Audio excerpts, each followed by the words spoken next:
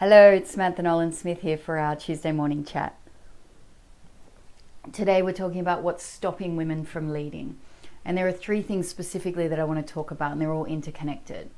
And the first came up because the other week I was talking about leadership in a Facebook group I'm in, and a woman said to me, I don't feel comfortable saying I want to lead. And I thought, isn't that interesting? So we had a bit more of a conversation about it. And she said, I'm pretty sure it's a block, but I don't know why. But it feels presumptuous. It feels like I'm saying that I'm better than other people. And I thought, oh, isn't this fantastic to uncover this? Because of course, that's why so many women don't feel comfortable with taking on that concept of leadership, because leadership looks a very particular way in our society, and it looks like it's been very influenced by a masculine way of thinking, by a patriarchal society which says we live in a hierarchy, the leader's at the top and everybody else is kind of an underling. And what I'm talking about when I talk about leadership is something very different, but in order for us to get to that place, we need to break down our concept of what leadership looks like. And up until now, leadership has looked like the warrior, the one at the front of the armed forces, or has looked like the one who says to the nation, we go here and you will follow. And the type of leadership that's coming through now, is a very different type of leadership. It's a leadership which is informed by compassion and collaboration and connection. And this kind of leadership isn't hierarchical. It's circular. It says, come into the circle and we each guide and listen and contribute and absorb and learn and teach. So it's a leadership form that's like that. But what's leading about it is the way we be. So what I mean by that is the way we are as human beings in that space. That we are human beings who are connected to our intuition, to our emotions, to our inner worlds, to both our intellect and our emotional intelligence, and who have broken down our egoic behaviors to the extent to which we can actually hear other people and engage with other people and connect with other people.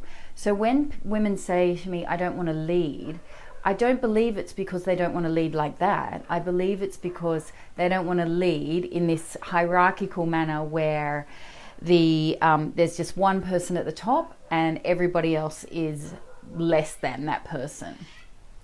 Which then takes us to why point number 2, which is we've only really got two models of leadership in society at the moment. We've got the warrior leader, which I spoke about, and then we've got the likable guy. And so if you think about people like Barack Obama, for example, or Bill Clinton, they are the epitome of the likable guy. It's the guy that you would want to go and have a beer with, if you're a guy as well, after work. And that model of leadership is rampant in corporate world, in workforces generally. And it's not that there's anything wrong with being a likable guy. I'm not saying that. It's that women can't meet that model. We can't fit into that model because we aren't guys that you would drink beer with at the end of the day. We aren't the guys that you would go play golf with. We just fundamentally don't fit that mold and never will. And the problem is that people don't recognize that the mold of leadership is so masculinized that there's no opening there for women. So you might have seen recently that Elizabeth Warren did I think it was a Facebook Live, could be wrong about that, it was some kind of live streaming video thing where she sat down, she had a beer and she was drinking it and answering questions. And if you don't know who Elizabeth Warren is, it's one of the people who's going for the Democratic nomination in America.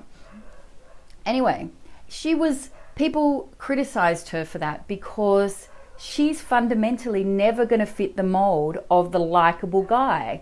And when she starts to have a beer and sit down and presume that same level of engagement and that same level of casualness and the same level of, hi, we're all in this together, the patriarchy immediately jumps up and says, no, you've made a mistake. And then the criticisms start coming out, and the criticisms always look like, you're just not likable. So you saw this with Hillary Clinton in the last presidential campaign. People would say, I don't know what it is, I just don't like her. And guess what's going to happen in this campaign?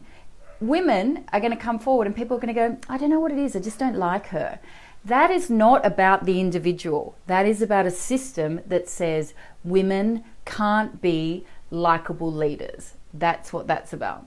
So then we get to this third problem, which flows out from that, which is we don't really have a model for women leading. And the only person that I can see, and I don't want to imply there aren't any others, but the big one at the moment that's showing her face is the Prime Minister of New Zealand, Jacinda Ardern. And she's one of the few women who is balancing this mix of likability and compassion and inclusiveness and being able to be personable and being acceptable to the public. But there is one thing that's different about Jacinda that is different to some other women who are stepping forward to lead, and that is she's young and she's attractive. And I'm not saying that as a criticism of her or anything about her at all. I'm saying that is getting her over the line in a patriarchal society. Because if you're going to be stepping forward as a leader and you're going to bring in all these other these traits of the feminine, as I call them, about inclusivity and collaboration and so forth, then if you're, for example, an older woman, then the likelihood of that getting you over the line in a patriarchal society is very low. But if you're young and you're fresh-faced and you're attractive, then it gets you over that initial hurdle of we don't like you. So that's a really nuanced kind of understanding about how patriarchy works, that it ticks, once you've ticked a couple of its boxes, then it might open its eyes to you. It might even open its doors to you. And you see young women talk about all this all the time when they say, well, I never encountered any problems in my workforce. The men were always so nice to me and they always helped me. And they were the ones who progressed my career more than the women did. And they never take into account the sexualization of that. And I'm not blaming the women for that. This is a societal, systemic thing that people aren't talking about. And the question that I'm interested in is, can any woman of any age, of any level of attractiveness, who is willing to be the kind of leader that we need in the future, one who is compassionate, who's connected to her emotions and intuitive guidance, who is also willing to set clear boundaries and set a clear direction and say, this is where we need to go as a country, as a company, as a family, whatever level of leadership we're talking about. Can all women, whatever their physical ability is, whatever their sexuality is, whatever other hurdles the patriarchal society that intersects with all those other intersecting forms of oppression, if they've got those other hurdles, can they make it? Will they be able to make it? And of course, the other thing about Jacinda Ardern, which enables her to be palatable to the system that I just spoke about. And when you talk about all the intersecting systems of oppression, kyriarchy is the best term for that, I have discovered, then she's also white. And so she ticks another box. So she gets through in a way that many other women don't. And why that's concerning is because that group is so small, and what I'm interested in is expanding that group so that more and more and more, until every woman can lead in her own way and in a way on her own terms and in a way that is natural to her.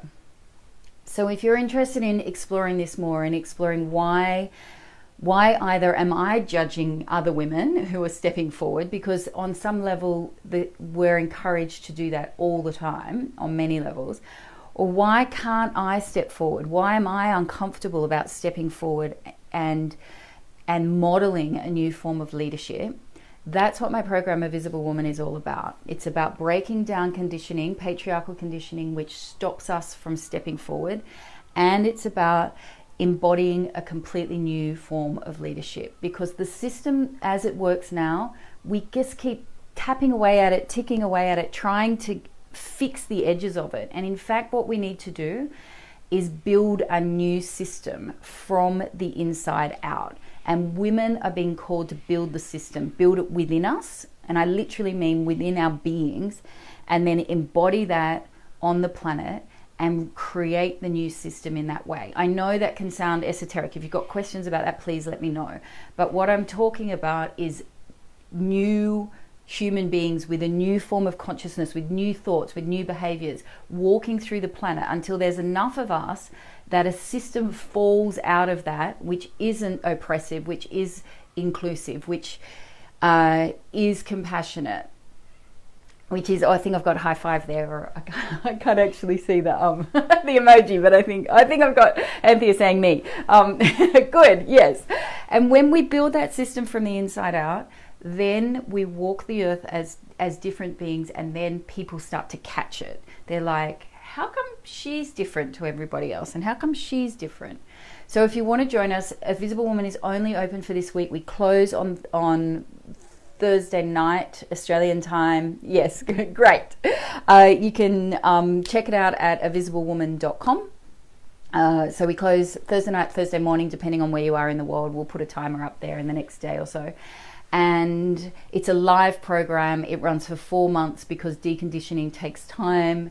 We learn through exercises, we learn through workshops, we learn through clearing materials, we do energetic clearing work, we up-level everybody's visibility set. So each of us has a visibility setting which says, this is the level at which I'm comfortable being visible at this point in my life. And I take you through the course of the 4 months. We do 3 different sessions around increasing your visibility setting so that you can feel more comfortable in being seen, in being heard, and in being fully expressed in the world. We look at different ways in which patriarchal conditioning is stopping you from being comfortable in your body, from earning money, as much money as you feel comfortable with, as you would like to earn, from leading in a way that is natural to you. So I would love you to join me in the program. This is the only time we're running it live for 2019. And again, if you want to join us, it's at avisiblewoman.com. Okay, ask me any questions in the comments. Let me know. We really, really need women to step forward now and start to embody the new form of leadership, which so urgently is needed on the planet.